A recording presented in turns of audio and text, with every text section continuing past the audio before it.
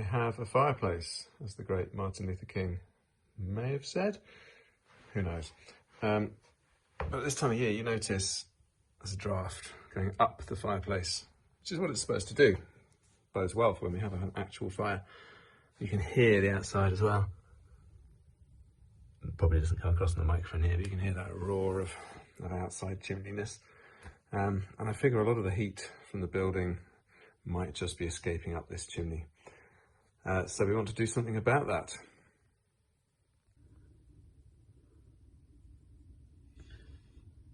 We peer up at the edge of some torchlight.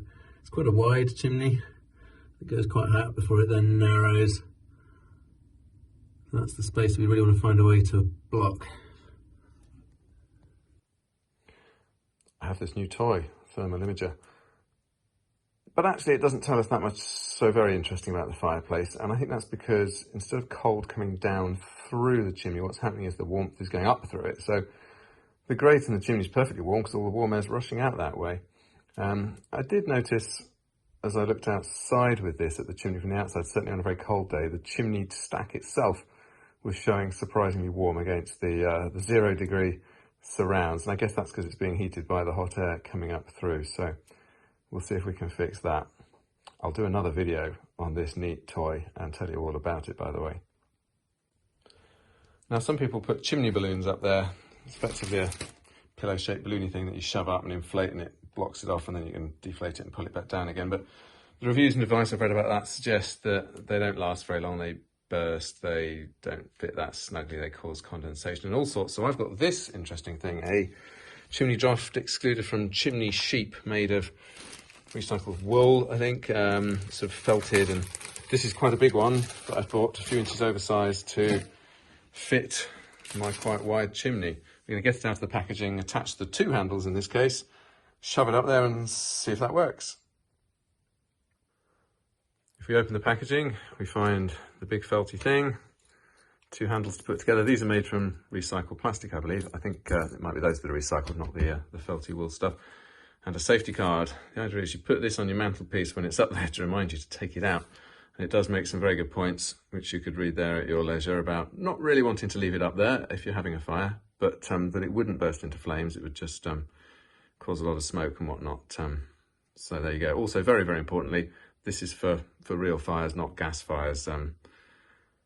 That could end badly and fill your room with carbon monoxide, I guess.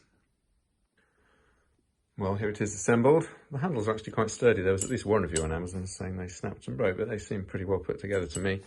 They've both got a metal tag that says, "Don't you forget about me." Either being that hangs down in sight where you can see it, remind you that it's up there. I measured my chimney at, I think, 10 by 24 inches at the big wide bottom place. So this is actually a 14 by 28, so I've allowed effectively 2 extra inches on each side, and supposedly you should do something like that because it's quite malleable and you really want to jam it up there and get a good fit. I did consider going about 2 feet higher up in the chimney where it's much narrower. I could have got a smaller one, but then you'd have to shove it so far up, I don't think it'd work. It'd be ridiculous and you'd never reach it down again. Let's give this thing a go. I hope it does work, because once I've shoved it up the chimney, it'll be all sooty, and I assume I wouldn't be able to return it if that was the case. It was interesting trying to jam it up there, which I did off camera. You can see the dangly bits here in about the right place, so that's worked out all right. And if I can point it there, I've got a torch shining up there. There it is, jammed into place.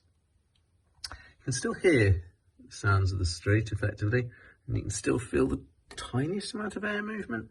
It is advertised as being breathable and not being for blocking sound, it's for blocking the big draft. And being at least a little bit breathable is supposedly important so that you don't get issues with condensation. I could probably settle it and jam it in differently and better with different bits of stuff curved over in different places, but I think that's already not bad at all. I do ask myself, when I take it out to have a fire, what will I do with it? This big sooty woolly thing. I guess I'll probably dedicate a big refuse sack for it and find somewhere out of the way to shove it whilst we're using the fire. There we go.